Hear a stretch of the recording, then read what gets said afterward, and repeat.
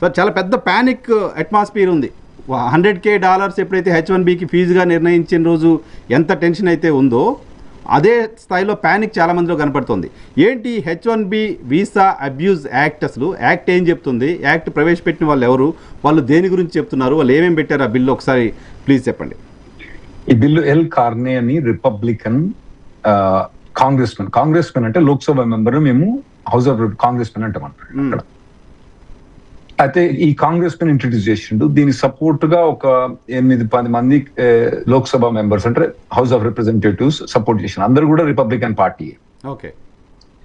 ఈ బిల్లు ప్రకారం వాళ్ళు ఏం చెప్తానంటే మినిమం సాలరీ $200,000 ఉండాలి. 3 years దాకా H1B అన్నది ఉండకూడదు, కొత్త లాటరీ అన్నది ఉండకూడదు. H1B ఎక్స్టెన్షన్ ఫైల్ చేసినా, ట్రాన్స్ఫర్ ఫైల్ చేసినా కానీ $100,000 ఫీజు పే చేయాలి.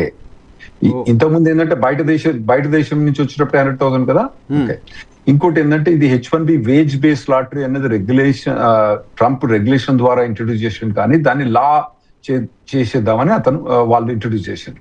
ఇంకోటి H1B లిమిట్ 65,000 నుంచి 25,000. H4 వీసా అనేది కంప్లీట్ ఎలిమినేషన్. H4 EAD కాదు, H4 వీసా కంప్లీట్ ఎలిమినేషన్. ఇంకోటి చేంజ్ ఆఫ్ స్టేటస్ అన్నది లేదు.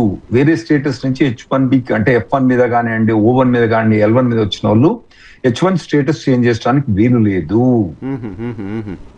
ఇంకోటి ఏంటంటే వీళ్ళకు అడ్జస్ట్మెంట్ ఆఫ్ స్టేటస్ అన్నది, ఈ గ్రీన్ కార్డ్ అన్నది వాళ్ళకు ప్రొవిజన్ అని మొత్తం తీసేయాలి. అడ్జస్ట్మెంట్ ఆఫ్ స్టేటస్ అన్నది తీసేయాలి.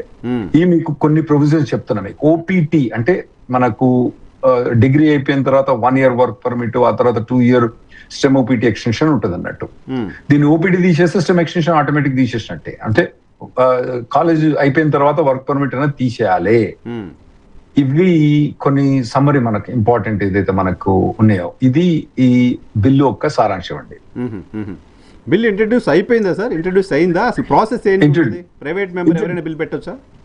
ప్రైవేట్ మెంబర్ అంటే ఓన్లీ కాంగ్రెస్ మెన్ అంటే లోక్సభ మెంబర్స్ వాళ్ళే బిల్ పెట్టొచ్చు అన్నట్టు. వాళ్ళు బిల్ పెట్టిండు. ఇది ఎల్ కార్ని అనేది కాంగ్రెస్ మెన్ అంటే లోక్సభ మెంబర్ ఫ్రమ్ అరిజోనా, అతను ఇంట్రడ్యూస్ చేసిండు. సో ఎవరైనా బిల్లు ప్రవేశపెట్టొచ్చు, కానీ దానికి మీద ఫ్లోర్ రావడం అన్నది వేరే, ఓటింగ్ అన్నది దానికి వేరే తంతంగా ఉంది. ఉంటుందా? అంటే బయట జనాలు భయపడే అంత టెన్షన్ ఉందా? ఆ బిల్ గురించి అంత భయపడాల్సిన అవసరం ఉందా? ఎందుకంటే ట్రంప్ డెసిషన్స్ తోటి ఇప్పటికే ప్యానిక్ అయిపోయి ఉన్నారు, చెంపలు వాచిపోయి ఉన్నారు. అటో పక్క ఇటో పక్క అటు ఇటు వాయించేశాడు ఆయన మొత్తం ఇమిగ్రేషన్ సంబంధించి. సో ఒకటి వైనర్ గారు, ఇండియాలో బిల్లులు వేరే తీరు ఉంటాయి. ఇది అధికార పార్టీ అతను బిల్లు ఇంట్రడ్యూస్ చేసినా కూడా US లో ఏంటంటే ప్రతి సంవత్సరం ఒక 10,000 బిల్లులు ఇంట్రడ్యూస్ చేస్తారండి లోక్సభలో. 10,000 బిల్లులు ఇంట్రడ్యూస్ చేస్తారు. 10,000 బిల్లులో దాదాపుగా 2% పాస్ అయితే, అంతకన్నా ఎక్కువ పాస్ కావు బిల్లు. 2% అంతే. That is the stats of USA. ఇంకోటి ఏంటంటే దీనికి 2% ఉందా అంటే అది 2% కూడా లేదు. ఎందుకంటే బిల్ అన్నది నార్మల్ గా ఇమిగ్రేషన్ బిల్ అన్నది అక్కడ ట్రెడిషన్ ప్రకారం సెనెట్ లో ఇంట్రడ్యూస్ కావాలి. మీన్స్ రాజ్యసభ, మన దగ్గర రాజ్యసభలో ఇంట్రడ్యూస్ కావాలి. ఇది ఇంట్రడ్యూస్ అయింది లోక్సభలో. ఓకే. ఇంకోటి ఏంటంటే నార్మల్ గా ఇప్పుడు సెనెట్ లో 60 votes కావాలి ఎవరైతే బిల్ ఇంట్రడ్యూస్ చేసిండ్రో. రిపబ్లికన్స్ వాళ్ళకి 60 votes లేవు.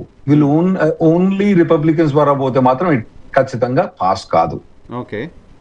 సో ఇది ఎట్లుందంటే పంచపాండవులు ఎంతమంది అంటే మంచం కోళ్ళ ముగ్గురు అని 2 చూపించిండట. ఆ టైపు ఈ బిల్ అన్నది అట్లున్నది అన్నట్టు. ఓకే.